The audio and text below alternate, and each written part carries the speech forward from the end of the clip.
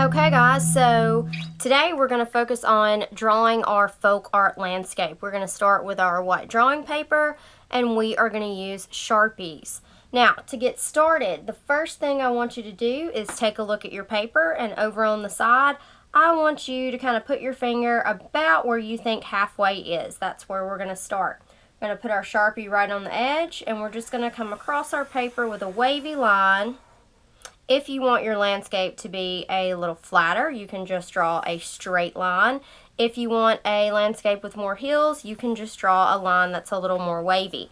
Now, it's important that you try to put your line in the middle of your paper so we have plenty of room below for our landscape and all of our patterns, and we have plenty of room up above for all the different elements we're going to draw. So the next step is to start dividing our landscape so we can make some patterns. I'm going to take my Sharpie and I'm just going to make two lines.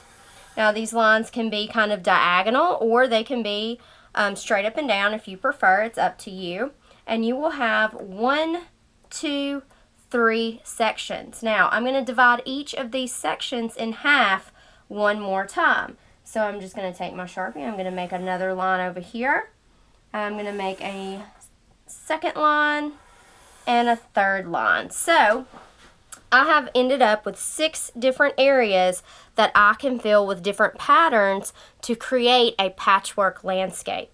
Now remember, a pattern is just a shape or a line or a combination of shapes and lines that repeat themselves over and over and over, and that's what creates a pattern.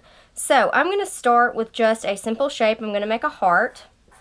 And I want you to pay attention to how large I'm drawing these hearts. I am not drawing these little bitty teeny tiny hearts. If you draw really small, guys, you are going to be coloring with crayons forever, and it's going to be really difficult for you to paint. So make sure that you draw shapes and lines that are nice and large, just like I'm doing.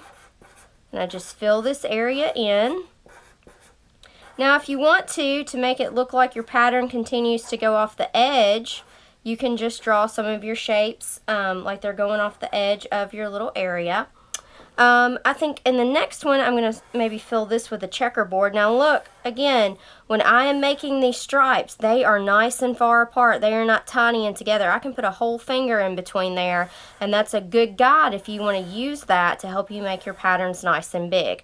Now, I'm fixing to speed up the drawing and get all of these different areas full of different patterns.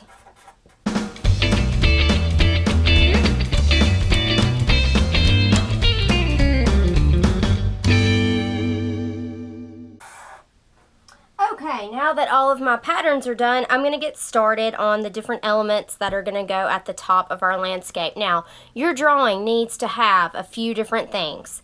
It needs to have a building, trees, clouds, and a sun. What you add in addition to that is completely up to you, but it needs to have those 4 things. I'm going to start with the building. To start your building, pick a place on your landscape and just make a square, just like this. On top, you're going to add a triangle. And we want our building to be really interesting and cool and 3-dimensional. So to do that, I'm going to come over on the side and I'm just going to add a nice big rectangle. And then I'm going to start at the top of my triangle.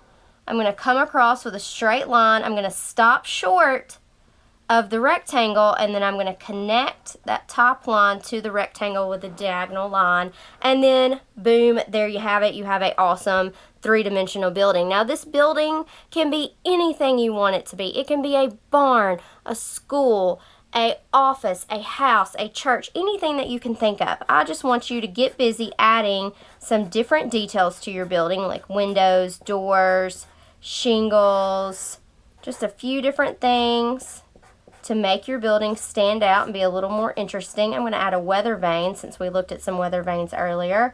And then I'm just going to do a few little curves to make it look like this building has some nice, cool shingles, just like that. Okay, now trees are simple. A simple tree is just 2 sticks, and you can give it a nice big oval. If you want to make these trees look a little bit more like Heather's, you can add some different little details to it, kind of like she does in her drawings.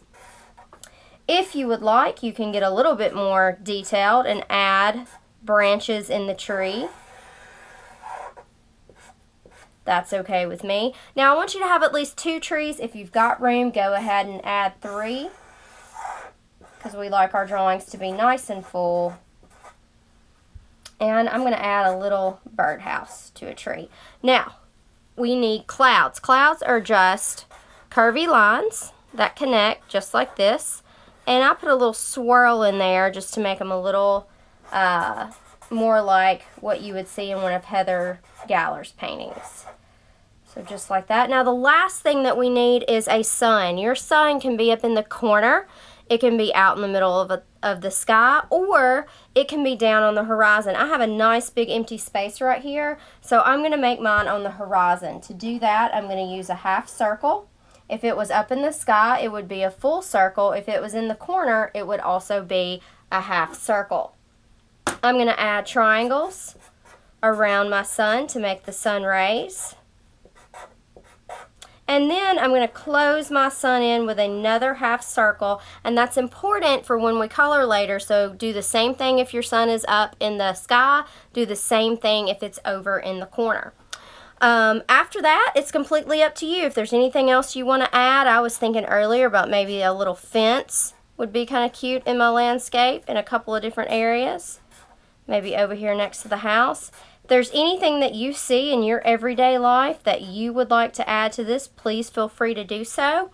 And if you have any questions about the steps or need any help, please just raise your hand.